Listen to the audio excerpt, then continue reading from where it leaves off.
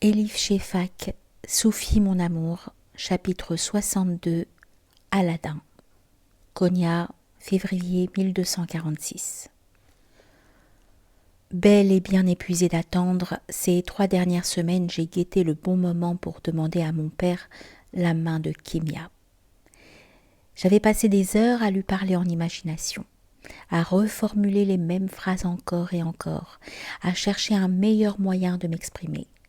J'avais préparé une réponse à toutes les objections qu'il pourrait m'opposer.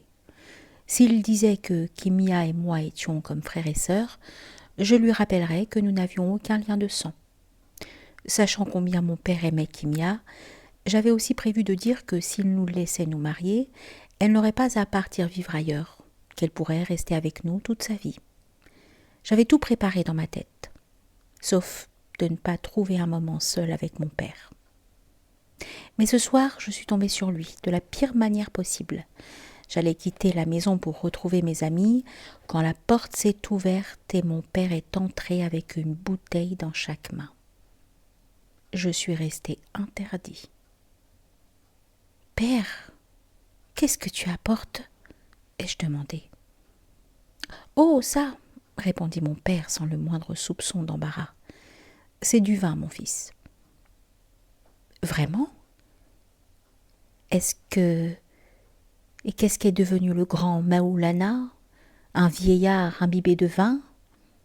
Surveille ton langage, ordonna une voix morne derrière moi. C'était Shams. Fichant ses yeux dans les miens sans scier, il gronda. Ce n'est pas une façon de parler à son père. C'est moi qui lui ai demandé d'aller à la taverne. Pourquoi est-ce que cela ne me surprend pas ? N'ai-je pu m'empêcher d'ironiser. Si mes paroles offensèrent Shams, il n'en montra rien. Aladin, nous pouvons en parler, dit-il froidement, à condition que ta colère ne trouble pas ta vision des choses. Puis il inclina la tête de côté et me dit que je devais adoucir mon cœur. C'est une des règles, ajouta-t-il. Si tu veux renforcer ta foi, il te faudra adoucir ton cœur. À cause d'une maladie, d'un accident, d'une perte ou d'une frayeur, d'une manière ou d'une autre, nous sommes tous confrontés à des incidents qui nous apprennent à devenir moins égoïstes, à moins juger les autres, à montrer plus de compassion et de générosité. Pourtant, certains apprennent la leçon et réussissent à être plus doux, alors que d'autres deviennent plus durs encore. Le seul moyen d'approcher la vérité est d'ouvrir son cœur afin qu'il englobe toute l'humanité et qu'il reste encore de la place pour plus d'amour. Restez en dehors de ça, dis-je. Je ne prends pas d'ordre de derviche ivre, contrairement à mon père. Aladin, tu devrais avoir honte, intervint mon père. Je ressentis un fulgurant accès de culpabilité, mais il était trop tard.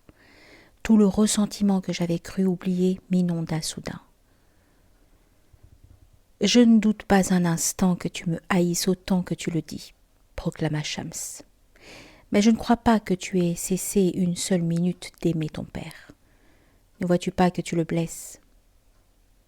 Ne voyez-vous pas que vous gâchez nos vies ? Rétorquai-je. C'est alors que mon père se jeta vers moi, la bouche serrée, la main droite levée au-dessus de sa tête. Je crus qu'il allait me frapper, mais quand il ne le fit pas, quand il ne le voulut pas, je me sentis plus mal à l'aise encore. « Tu me fais honte, » dit mon père sans me regarder. Mes yeux s'emplirent de larmes. Je détournai la tête et soudain je me retrouvai face à Kimia. Depuis combien de temps était-elle là, dans un coin, à nous regarder de ses yeux effrayés ? Combien de ses paroles avait-elle entendues ? La honte d'être humiliée par mon père devant la fille que je voulais épouser me retourna l'estomac, laissant un goût amer dans ma bouche. Je sentis mon cœur battre dans ma gorge. Incapable de rester là un instant de plus, je pris mon manteau J'écartai brutalement Shims de mon chemin et je sortis précipitamment de la maison, loin de Kimia, loin de tous.